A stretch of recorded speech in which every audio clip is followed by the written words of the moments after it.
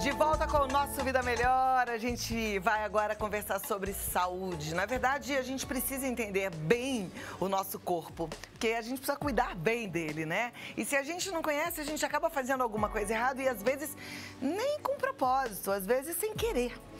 Muitas vezes a gente sobrecarrega os rins sem saber. Muitas vezes a gente até convive com um problema que poderia ter sido prevenido. Hoje a gente vai falar sobre pedras nos rins, cálculo renal, sobre causas, sobre os desconfortos, sobre como é que a gente pode tratar, tá? E é um problema, gente, que atinge muitos brasileiros. 10% da população brasileira, segundo a Sociedade Brasileira de Urologia, tem problemas renais. Então, pra gente entender o porquê, as causas, sintomas, tratamento, eu recebo ele, que é urologista, membro titular da Sociedade Brasileira de Urologia, da Sociedade de Videocirurgia e também membro correspondente da American Urological Association, Dr. Flávio Izuka. Isso. Tá certo? Seja bem-vindo, um prazer recebê-lo. Obrigado pelo convite. Prazer é nosso. Senta aqui pertinho pra gente conversar então sobre problemas nos rins, né? E pelo que eu tô entendendo, que eu dei uma lida, é muito mais frequente do que a gente imagina. Sim, só que é silencioso. Extremamente frequente, né? Hoje estima-se que 15 a 20% da população tem pedra no rim ou vai ter. Então é uma incidência altíssima. Quando é pedra no rim, tem dor. Aí ela faz barulho, é isso?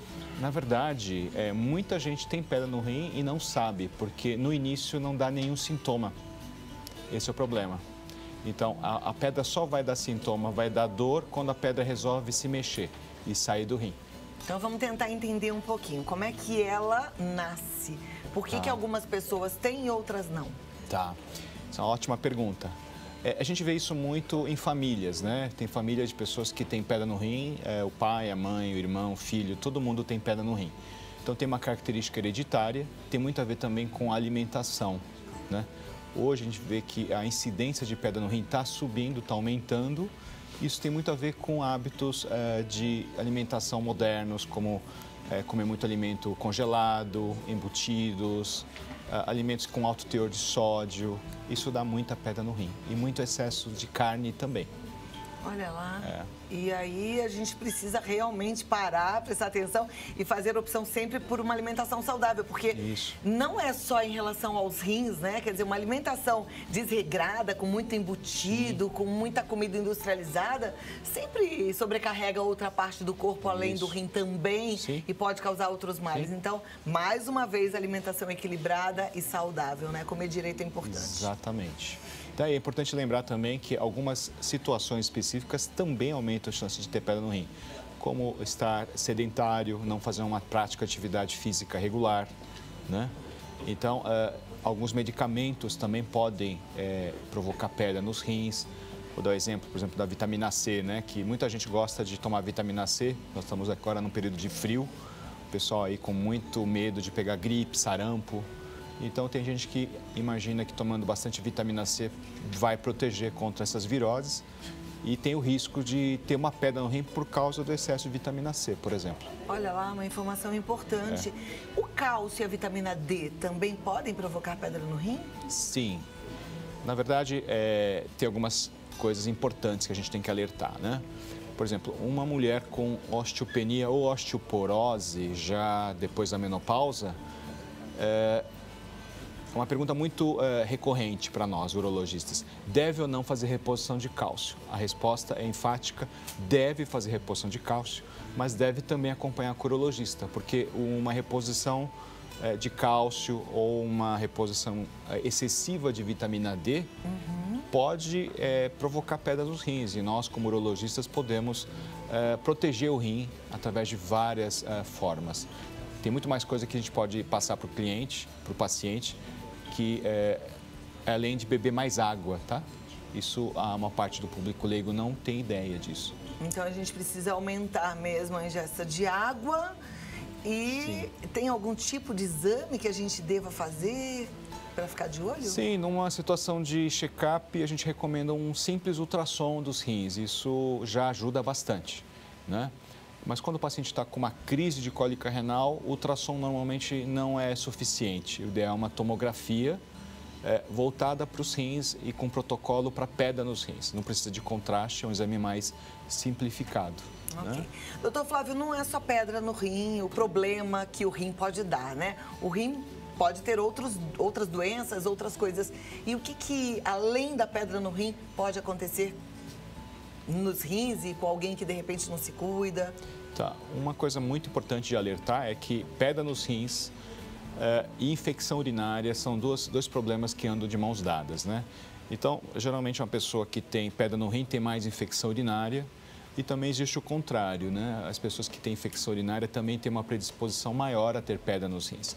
Existe, inclusive, uma bactéria específica que é capaz de produzir pedras nos rins e forma uma pedra especial chamada cálculo coraliforme. É uma pedra bem grande que pode ocupar o rim todo e é provocada por uma bactéria que dá infecção urinária, né? Uau. Então, infecção urinária é uma situação típica de doença que é acompanhada pelo urologista e muitos pacientes leigos também não sabem disso. E aí tem muita gente que acaba lidando com a infecção urinária, talvez até com um pouco de descaso, né? Achando Sim. que ela é simples, então vai ali, toma um antibiótico. Claro que há um desconforto muito grande, mas que não faz um acompanhamento sério. Quem tem, por exemplo, infecção urinária de repetição, e aí tem um risco maior para ter pedra no rim, precisa fazer que tipo de acompanhamento com o urologista? Precisa, por exemplo, não tratar às cegas. Isso é uma coisa que a gente vê direto, né? O paciente que tem sintoma de infecção urinária, ele se automedica, pede a receita e já começa a tratar a infecção sem nenhum critério, né? É muito importante fazer o exame de urina e urocultura, principalmente esse, que confirma que é uma infecção urinária, tá? Porque nem sempre o paciente que tem sintoma de infecção urinária tem, de fato, uma infecção urinária, tá? É importante fazer esse acompanhamento. Hoje existem vacinas por boca que você pode tomar que, digamos, reduzem a ocorrência da infecção urinária de repetição. Tem uma série de orientações que a gente pode fazer. Existem produtos naturais, como cranberry, que você pode passar para o cliente, que reduz bastante também a ocorrência da infecção. Existem hábitos e medidas que a gente pode orientar, dietas, prevenção para aquelas mulheres que têm infecção urinária associada à atividade sexual, que é uma situação também muito frequente que eu, como urologista, trato com muita frequência no consultório. E apesar de ter uma relação com a atividade sexual, não é uma doença sexualmente transmissível? Não, de forma alguma. A infecção alguma, urinária. não. Algumas mulheres ficam até preocupadas, Sim. alguns casais entram em conflito porque falam, Sim. poxa, mas você está com infecção urinária, pegou como? Pegou de quem? Não Sim. é sexualmente transmissível. Não. Infecção urinária não é uma doença sexualmente transmissível, mas para algumas mulheres é uma coisa que acaba tendo uma relação direta. A gente vê, inclusive, mulheres que acabam tendo aversão à atividade sexual porque sabe que 1 ou 2 dias depois da atividade sexual vai ter uma cistite, tá? Então, é uma situação típica que nós, urologistas, podemos tratar e prevenir infecções urinárias. Existem várias abordagens que melhoram muito a qualidade de vida de uma mulher nessa situação, né? Perfeito. Então, como você falou que existe uma relação de infecção urinária com pedra no rim, eu estou aqui imaginando que quem tem infecção urinária, além de ter que fazer lá o acompanhamento com o urologista quando sentir os sintomas, precisa volta e meia também dar uma olhadinha nesse rim, como é que tá, porque pode estar então formando um cálculo renal, é isso? Pode. Lembrando que muitas vezes o paciente tem uma doença oculta, né? Ele não tem nenhuma ideia de que tem pedra no rim, pode ter uma pedra bem grande até, sabe? E que às vezes dá um sintoma, dá uma pontada, ele pensa que é uma dor de coluna e às vezes pode ter uma surpresa, faz um check-up e descobre que tem não uma, até várias pedras, isso é super frequente. Mulheres têm mais pedra no rins que homens? Na verdade, é o contrário. O contrário. Os homens têm mais pedra nos rins que as mulheres, né? Ok. Quando tem lá pedra e algumas pessoas entram em crise, sentem dores, como é que faz para melhorar tudo isso? Então, o paciente que dá entrada no pronto-socorro com cólica renal, ele é avaliado geralmente por um médico generalista, um cirurgião geral, e a gente segue um protocolo, né? Não é todo paciente que precisa ser atendido pelo urologista, né? Geralmente aquele paciente com uma dor que não melhora com a medicação, com uma dor refratária, nós somos acionados, né? E aí acabamos internando. Isso a gente leva em consideração vários critérios. Então, tamanho da pedra, localização, tempo de dor, se tem infecção urinária associada ou não, se tem um rim só, se tem doenças associadas, a gente acaba decidindo que ele precisa de uma intervenção. Diferente do passado, hoje nós fazemos cirurgias muito rápidas, simples, com uma recuperação muito breve. Então, a gente normalmente interna o paciente, consegue dar alta no mesmo dia ou no dia seguinte. Inclusive, eu trouxe um equipamento que não é muito conhecido, né? Quero ver. Tá? Eu trouxe novidades. esse equipamento. Hoje é uma das formas mais modernas de tratamento de pedra nos rins, né? Então, é um equipamento chamado ureteroscópio flexível e ele serve para quê? Serve para a gente operar o rim, né? Sem corte. A gente não fura a barriga, não é videolaparoscopia, o paciente obviamente anestesiado. Você entra com esse aparelho dentro do corpo do paciente pela uretra, sobe pela bexiga, ureter e vai até, essa ponta vai até dentro do rim, tá? Você vê que é um aparelho bem fino e você pode ver que ele é articulado, né? Ele faz curva e você consegue entrar em todas as cavidades do rim e com isso eu consigo limpar o rim.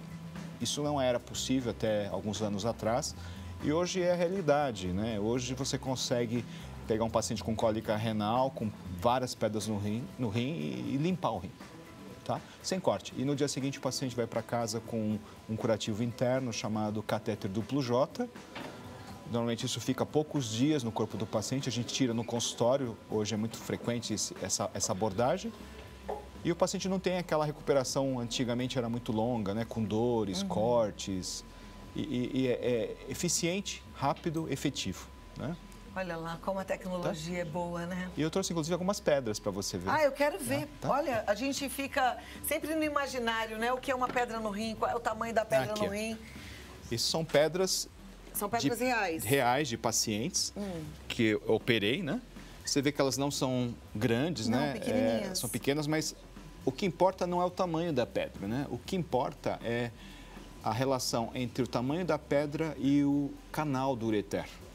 Se o paciente, e é muito comum isso, o paciente tem um ureter muito fino, uma pedra pequena como essa, mais escurinha, que deve ter uns 3 milímetros, pode já desencadear uma cólica renal terrível, com uma dor que é a maior que ele já sentiu na vida, né? Essa outra mais clarinha, as duas são de cálcio, tá? Essa deve ter 5 milímetros e é o tamanho mais frequentemente associado à cólica renal, tá? E são pedras que acabam parando no canal do ureter, dando uma dor típica, uma dor que começa nas costas e vai cruzando para frente da barriga e vai para a virilha. E a localização da pedra a gente pode monitorar pela evolução da dor. A dor vai mudando de característica, vai descendo de acordo com a progressão da pedra que vai descendo pelo canal, tá? Olha lá, gente, uma coisinha pequenininha e quem tem cólica renal diz que é uma dor absurda. E que maravilhosa essa tecnologia, o quanto a medicina evoluiu para proporcionar todo essa melhora, esse conforto, esse tratamento eficiente, né? Tem uma coisa que muitos pacientes não sabem, eu acho que esse espaço é muito bom para a gente poder conscientizar a população.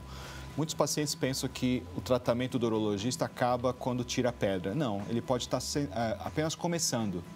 Por exemplo, essa pedrinha que a gente tira do paciente pode ser enviada para uma análise. A gente consegue descobrir a composição da pedra, existem várias composições de pedra. A gente pode pedir uma série de exames de laboratório com urina de 24 horas e com esses exames você consegue descobrir a razão do paciente ter pedra. Isso permite uma ação diferenciada, onde você vai fazer um tratamento específico para o problema do paciente. E eu vejo no meu consultório que a grande maioria dos pacientes não faz ideia que pode fazer uma prevenção... Tratar a causa. Personalizar, tratar a causa. Qual é a principal causa de pedra no rim? Bem, genericamente a gente fala que é pouca água, né? E uma alimentação incorreta. Eu vejo no consultório, quando você faz uma avaliação mais aprofundada, que as causas são muito diversificadas. Tem paciente que tem ácido úrico alto no sangue e muita eliminação de ácido úrico na urina, que dá uma pedra de ácido úrico, uma pedra laranja, uma cor bem típica, parece de ouro, né? Tem pacientes que têm deficiência de citrato na urina, Tem pacientes que têm doenças específicas associadas, doenças do trato intestinal associadas com doença do rim. E isso tudo dá para ver a hora que manda essa pedra para análise? E quando faz essa bateria de exames, são vários exames no sangue e na urina, para descobrir o que a gente chama de distúrbio metabólico de nefrolitíase. Então, é uma investigação apropriada, específica, que o urologista pode pedir e deveria pedir em todos os pacientes que têm uma cólica renal. Maravilha. Infelizmente, nosso tempo já acabou, eu queria conversar mais. Olha. Mas bem rapidinho, doutor, só para explicar para a turma, qual é a diferença do urologista para o nefrologista? É uma ótima pergunta. O urologista é cirurgião e o nefrologista é um clínico. Os dois médicos cuidam do mesmo órgão, que é o rim. A diferença é que o cirurgião tem uma abordagem mais voltada para doenças tratadas com cirurgia, como pedra no rim, câncer. E o nefrologista normalmente cuida de doenças autoimunes, doenças que fazem o rim progressivamente parar de funcionar.